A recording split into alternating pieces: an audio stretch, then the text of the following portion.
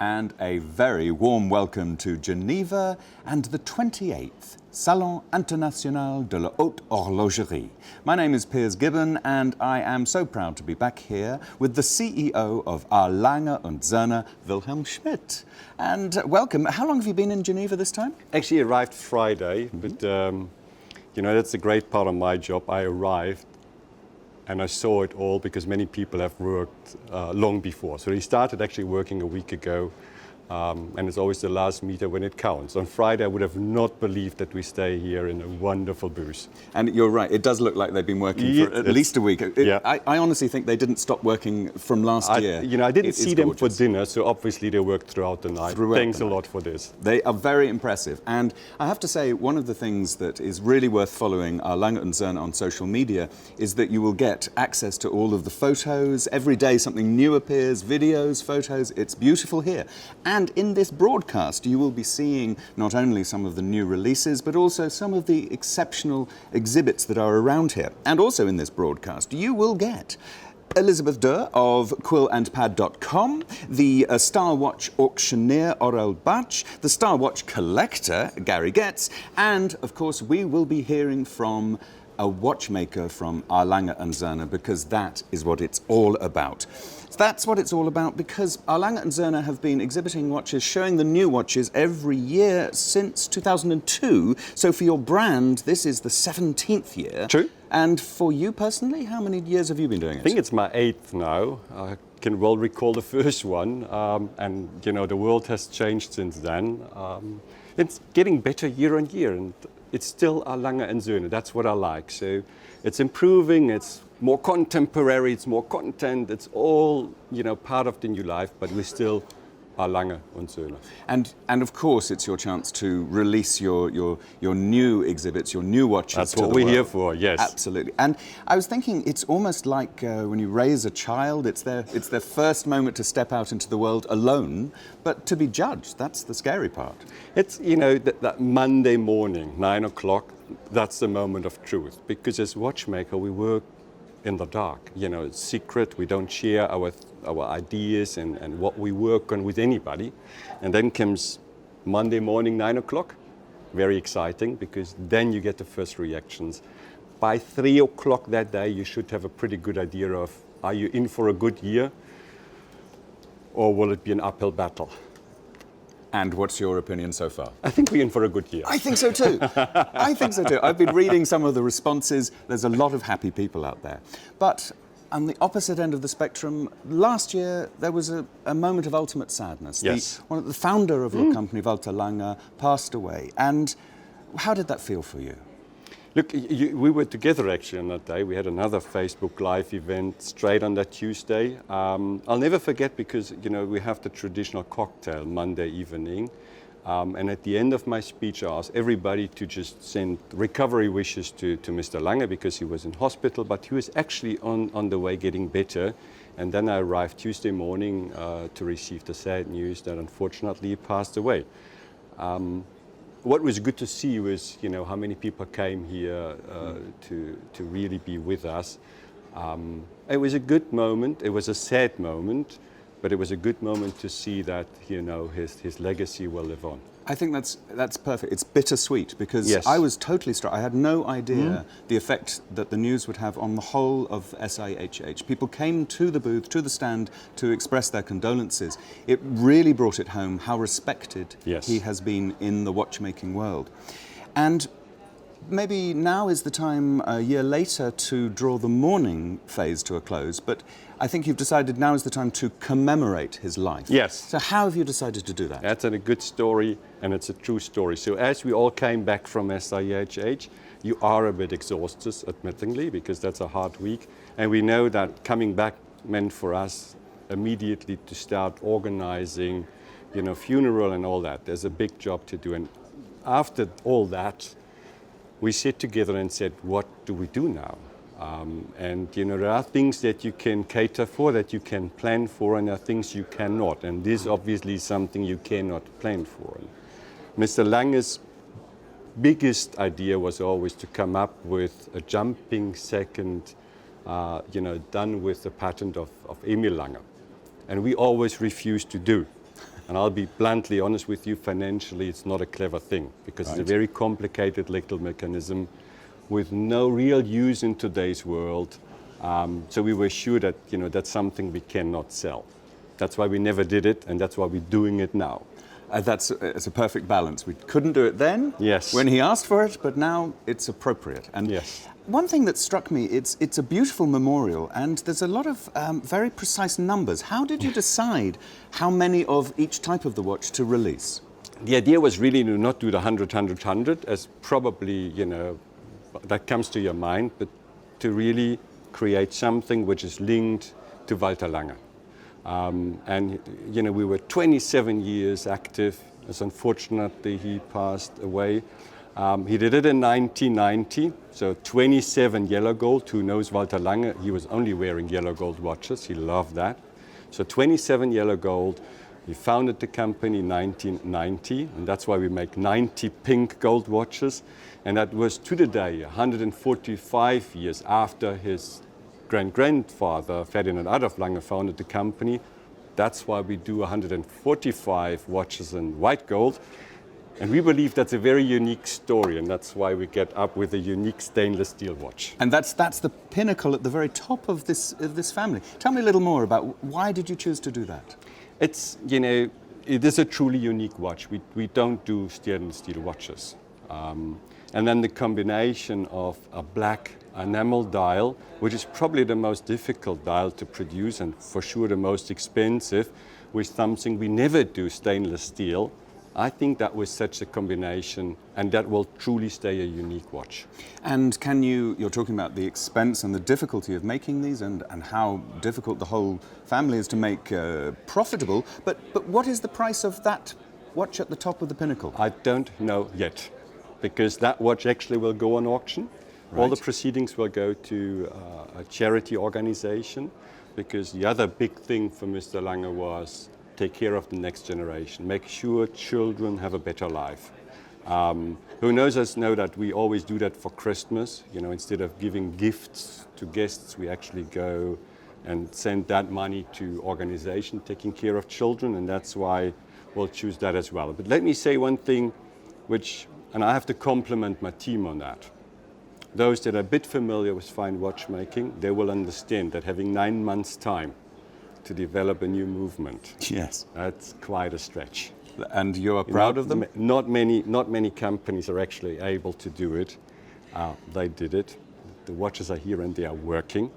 So I'm very proud of that, I have to say. I would have never guessed that they really managed to do it, and they did.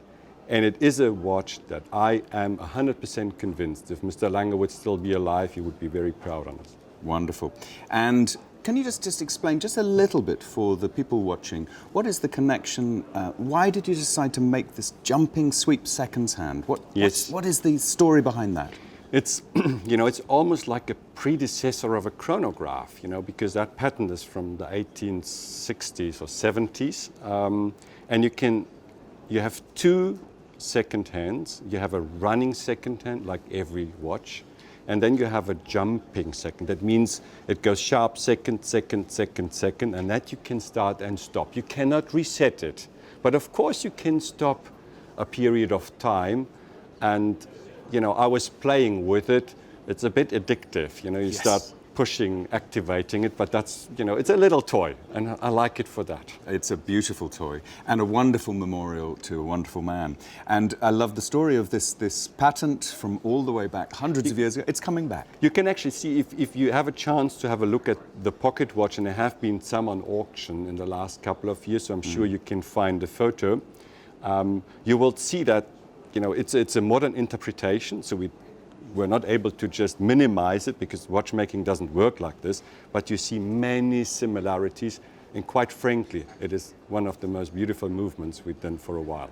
I agree. So you will enjoy it. I already have, and it is beautiful, but I'm looking forward to getting a closer look. And it is a wonderful story that it is something that is being brought back from the past and being sent into the future. And we will definitely get you back on camera because I want to hear more about this auction and when it's happening, so please prepare all of those details because I know with pleasure. Everyone is going to hear and want to hear more about that. So now it is my chance to actually get a really close look at this watch. It is the 1815 homage to Walter Lange.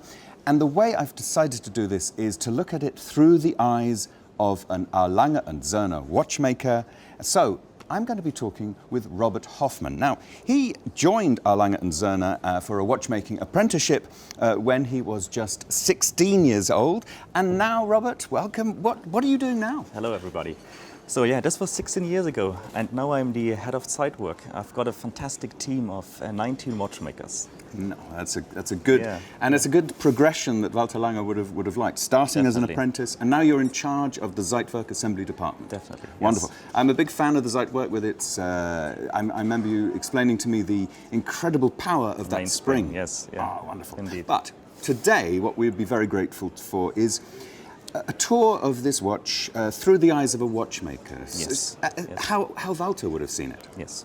So here we've got our pink gold version. Mm-hmm. The design of the dial is very classical. So it features a railway track minute scale. We have polished hands. They're both being inspired by the design of historic pocket watches. At 6 o'clock, we have a small seconds hand. This one is running continuously. And in the focus at the center, we have our jumping seconds hand, as you can see right now. We have a pusher at 2 o'clock where you can start and stop it. So the center seconds hand can jump continuously or can be immobilized if needed.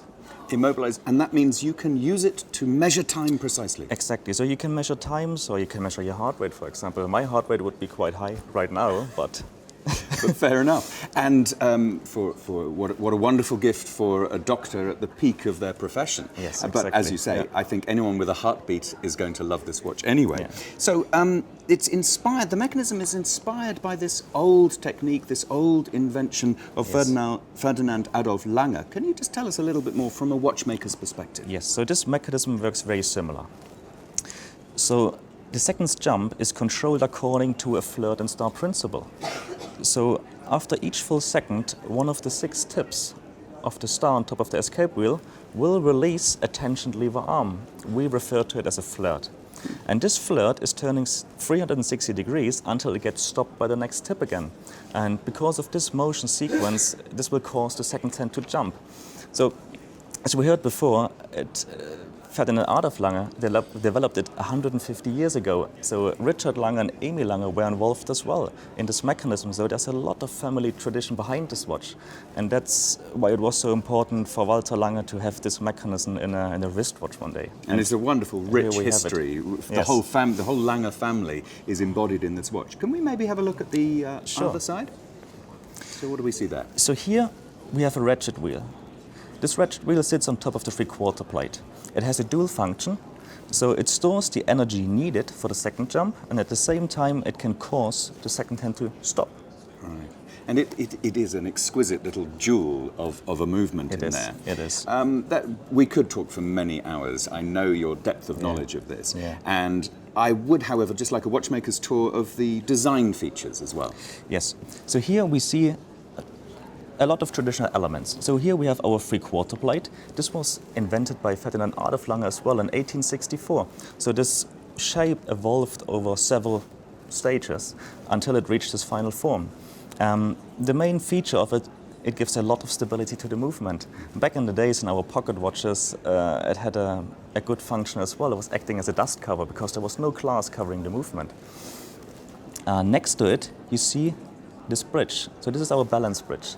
This one is hand engraved. So this is kind of a signature of our engravers. When you put this watch underneath a microscope, our engravers can tell you exactly who engraved this watch. So this makes every watch unique. Okay, so is it like a signature on a check, on a financial document? Basically, yes. Wonderful. Basically. So each engraver can tell that that's not my work, but I know whose work it is? They can tell? Yeah, definitely. Wonderful.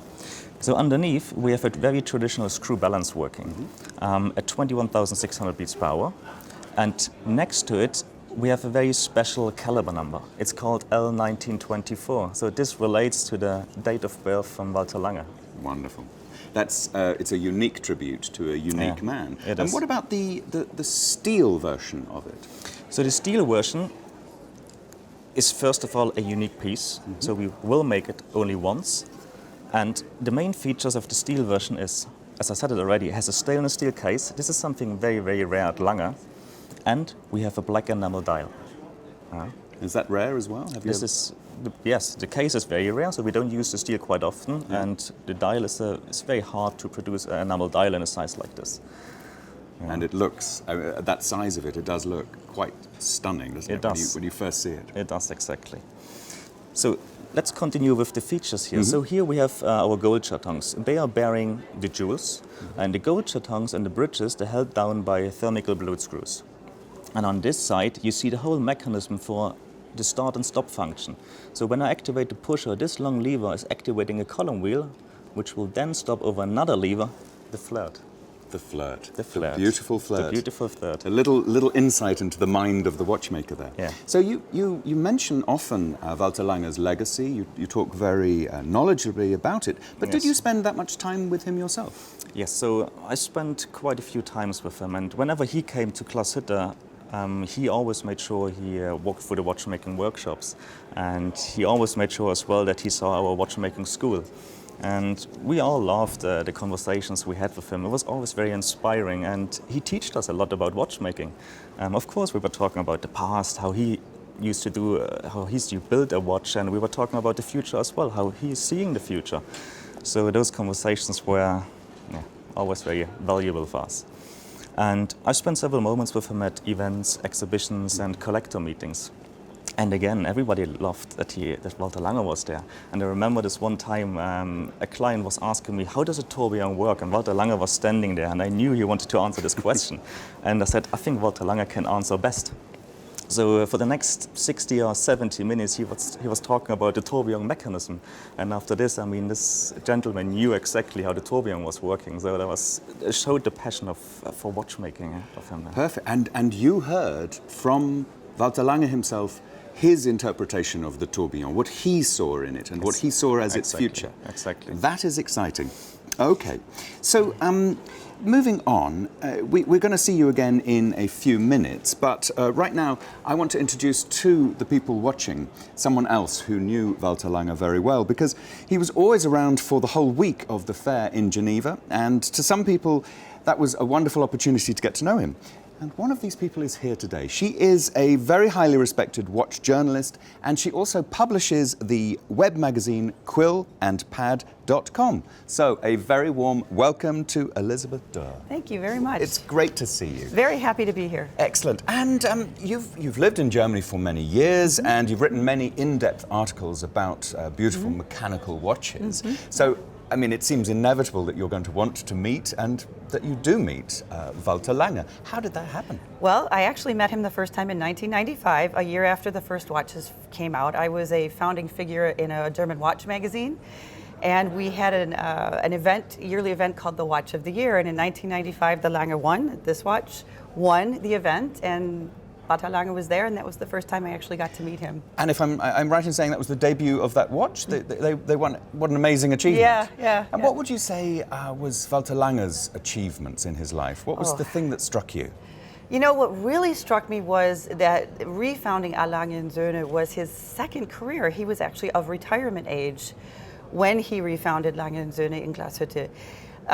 It was definitely not an easy thing for him to do, but you would never have guessed his age. He went at it with youth and vigor and passion and excitement. Wonderful. Yeah. And do you have any special moments that you always recall when you think of him now? Yeah. Oh, I'm sorry to bring this up, but it's a man with a wonderful legacy, and so for us to hear, and for the people at home to hear these stories, if you can bear it. Sorry. That's okay.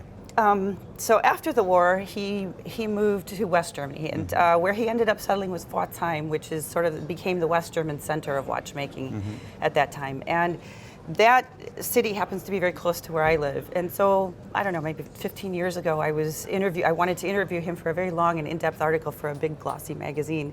And we were having trouble finding a time to go to Glashütte, both of us, and do it there. So he suggested, well, why don't you just come by? We'll have some coffee and cake, which is a very German tradition. And it was near Christmas time. So I drove over there, and it was incredible. He had made coffee, he had gotten cake, and he served me, and we just spent a lovely afternoon together reminiscing, talking about just everything that had happened to him. And that will always be very special. Right at the top. And did you see him outside the world of watchmaking as well? Yeah, various events. I mean, I've gone a lot of places with Lange Söhne. I've been invited to many events. One year we went to the Salzburger Festspiele, which is a very important musical festival in Salzburg. And I was very happy to share this moment with him. I could tell he was very excited for his company to be doing something so cultural and artistic that wasn't necessarily involved in watchmaking, but sponsoring and supporting other artists. Other people's well-being was always very important to him. That is something I hear again and again about him. And inspired by those memories, could you maybe just think about explaining to us what you think is that emotional connection between the watch and the collector and the collector and the watch? What's it about? Because it can get quite intense. Yeah, it's always very intense. I believe it has to do with the mechanics, the ingenuity that goes into the mechanics, the fact that they're beautiful mechanics. And I'm not dissing cars, but if you look under the hood of a car, the way the engine looks is a lot different from a watch movement. There's so much intricacy, beauty, tiny miniaturization, artistic elements added to it, like engraving, other finishes. It's really the perfect meeting point of science and art. I think that this really inspires a lot of emotion in people, and once you're in the sphere, it also becomes about the other people. We refer to people here as our watch family, but especially Lange is the Lange family. Absolutely, which is a wonderful link to our next guest. It's all about the people, and we have one of the finest of those collectors of the finest watches with us today.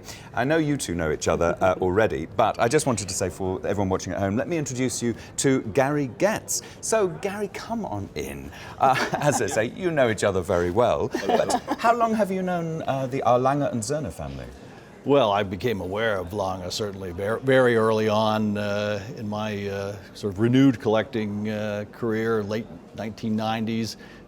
First got to meet a lot of the Lange people in, I think, 2009, which was my first visit here to SIHH, and it's been a wonderful relationship ever since. So with that sort of level of insight, what would you say is the best, I know this is a hard question, but the best feature of the Lange and Söhne family of watches and the way they do things? It's, quality. That'll right? be it. There we go. Quality. The robustness of the pieces, the integrity of the designs, the beauty of the finishing, and it's a very specific kind of finishing. There's a kind of a Genevan style, which is a little more, floral perhaps. I think the German style and the way that Lange has developed that style is a very assertive style. I find it very appealing. But you just look at the mechanics of the pieces. They're made to last forever. They're very robust. You don't worry about pushing the pusher and something funny is going to happen. They're made to work, and they're made to last, and they're made to be serviceable. Even the very low production number watches, it's not like an independent toiling away, and if it breaks, maybe they can fix it. The design from start to finish is made to be something that endures. And I love that sense of, as you say, something that endures into the future, which is a wonderful link to these 1815 homage to Walter Lange. And I'll ask you in a moment, Beth, but what's your first impressions? Of the watch, I think it's fantastic. I think it's fantastic. We've heard the story of how Herr Lange really wanted this complication to be made.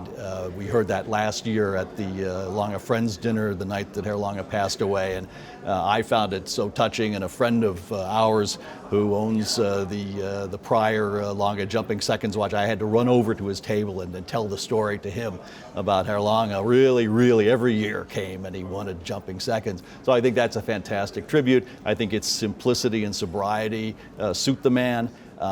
We've seen Robert show us the movement itself. I think it's gorgeous. It's just, it's a feast for the eyes. Can you add anything to that? Very, very little, just to say I think this watch really embodies what he stood for. It's almost the personalization of his personality. And the other thing he stood for was humanitarian work, working for other people, not just himself, not just for his own company, but for the wider community. So what did you think about when we heard that the steel watch is going to be auctioned for charity? Perfect. I couldn't be more perfect. It fits. It fits. The steel watches are so rare. It's sort of an urban legend. There's maybe 20, 30, 40 in existence. Nobody really knows. And to make this a steel watch and then to put it up for charity is unbelievably perfect. And can you imagine who might want this watch, apart from yourself, of course? I'm about to say I was going to speak for myself. I think there'll be a lot of interest in this watch. First of all, that the money does go to charity will attract a lot of bidders. That it is a unique Lange steel piece. Will certainly draw people from around the world. I know some of my friends will certainly be interested in bidding, and people from around the world. It could go off the scale, I think. Absolutely. I mean, you look at there was a unique double split in steel that sold for over $500,000, for instance. So I'm not in the business of predicting auction prices, but it's going to be an important piece. And you have bought watches at auction yourself. It terrifies me, that idea of buying something at an auction. How does it feel for you? Well, it's exciting. It's exciting. You know, the watch I'm wearing, the Pour le Mérite, one of the original Lange watches from 1994, I bought at auction at Phillips, and that was an exciting experience. I think I bought it well, and that's the best part, right? You have to know when to keep your hand down as well as when to put your hand up. This watch for me has great meaning because Herr Lange wore a yellow gold Pour le Mérite. He had the #1 watch. And did you hear Robert Hoffmann talking about that Walter Lange talked about the tourbillon? He heard him talk about the tourbillon Absolutely. for 1 whole hour at a stretch. Yeah. So it was obviously something close to his heart and a beautiful thing to have on your wrist. Well, and for me, it has. The reason I bought the watch is that Herr Lange wore this watch, and when I met him, it was in this spot, and we sat in what was a sofa right there. And compared, and I never got to show him the watch, which made me very sad. But really, Herr Lange wore one, and for me, that's the important thing about this watch. Wonderful. And just one final question. You've had a chance to look around. What would you say just leaps out at you from the new, or anything in this exhibition, but the new range this year? What leaps out at you? There's only one answer to that, aside from the Homage pieces, of course, but that's the triple split. Triple split? Mm-hmm. Absolutely. Any change from the triple split for you? Triple split. I own the double so that's split. 2 triple splits, please, Yes, coming up soon. Exactly. No, I have the double split. I may get the triple split pretty quickly, and it's a fantastic piece. Oh, thank you both very much indeed. Wonderful to hear those memories from collectors and enthusiasts and experts. We really appreciate it. Thank you.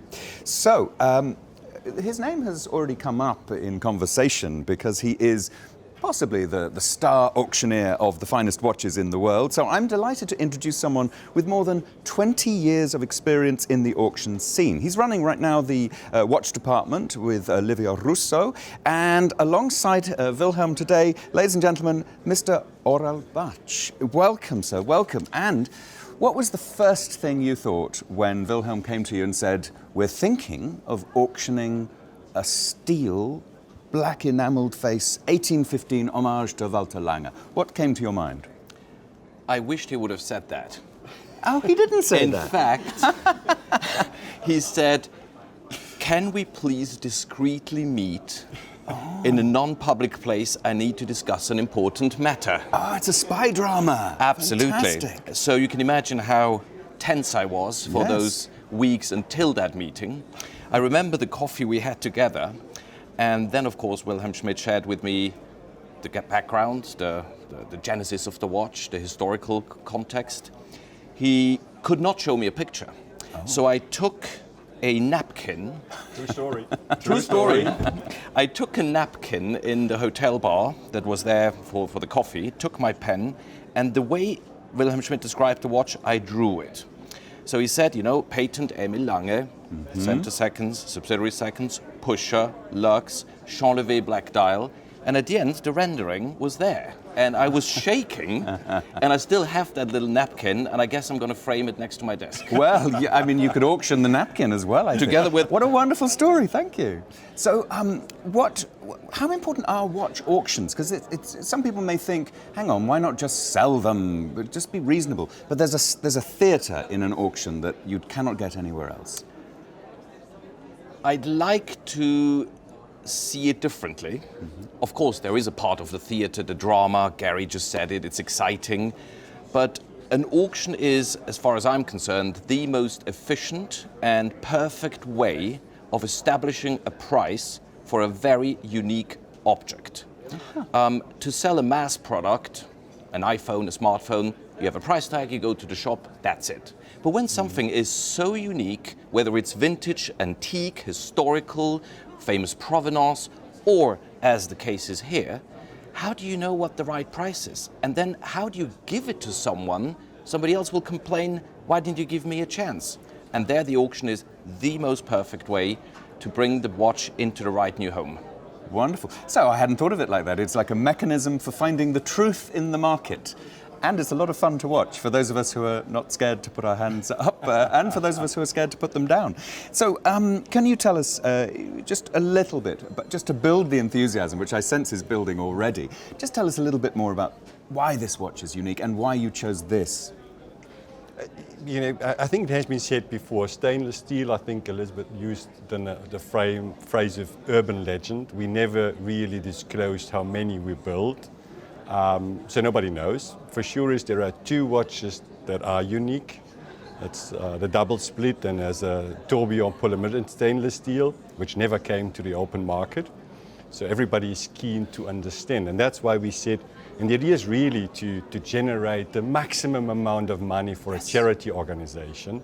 And, you know, after 8 years in the job, I know what everybody is asking for, every single SIHH and every single collected, you know, and funny enough, it's stainless steel. So, and then again, the combination, people underestimate how difficult it is to do something in pitch black.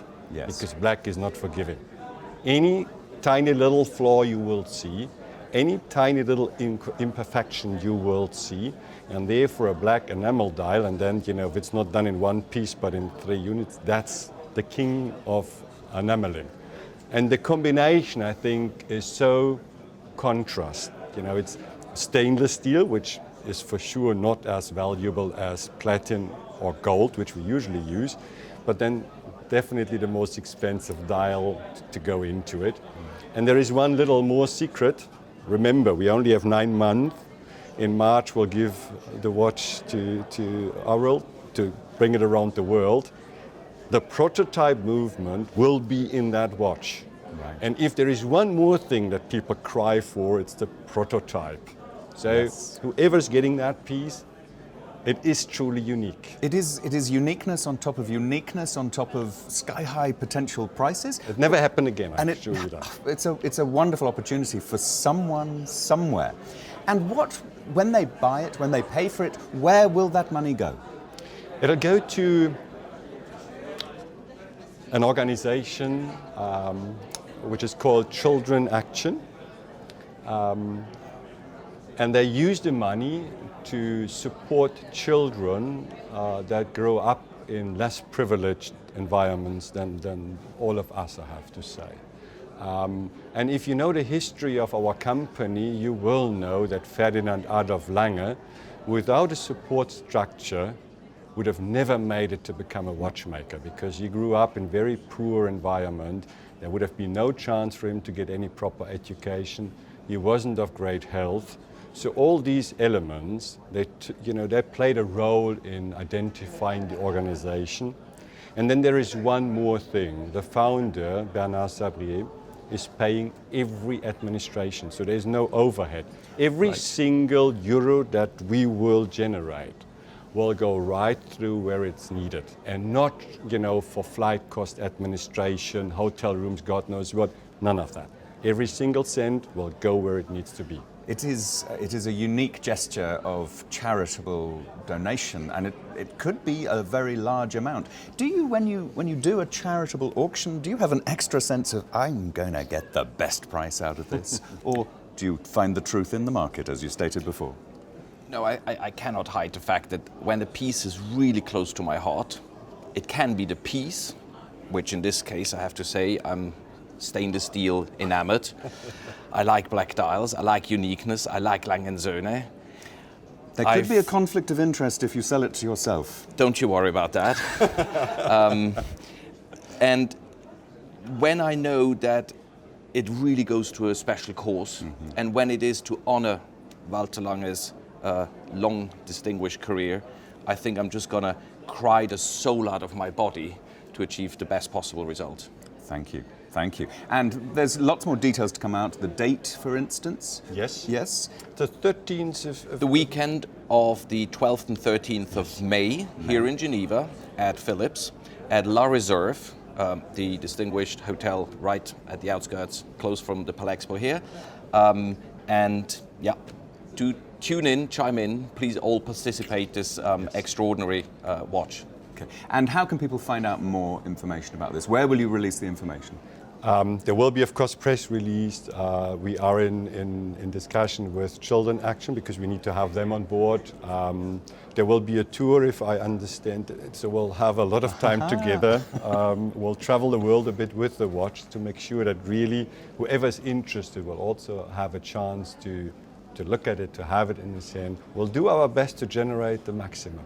So as ever, keep an eye on the Lange Söhne social media channels where all fun is to be had. That's for sure. And little teasing bits of information. I can feel the excitement building. I'm there. I mean, I can't possibly put my hand up in that auction room, but what a wonderful thing to be involved with.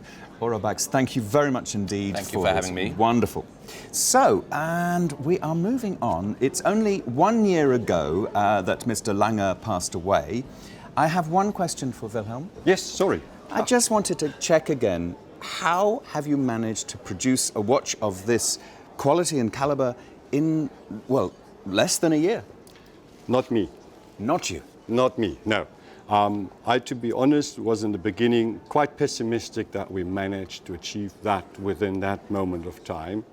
But you know, if you understand Lange and Söhne, if you understand what motivates our people, then you also understand that I don't even have to ask them to go the extra mile for this. Absolutely. You know, that's pure passion. That is really, you know, a big thank you to somebody who unfortunately is not with us physically anymore. So there was no pressure, there was no motivation necessary from me. It was a whole organization pulling towards one task, and that is to have a running watch at SIHH 9 months down the road.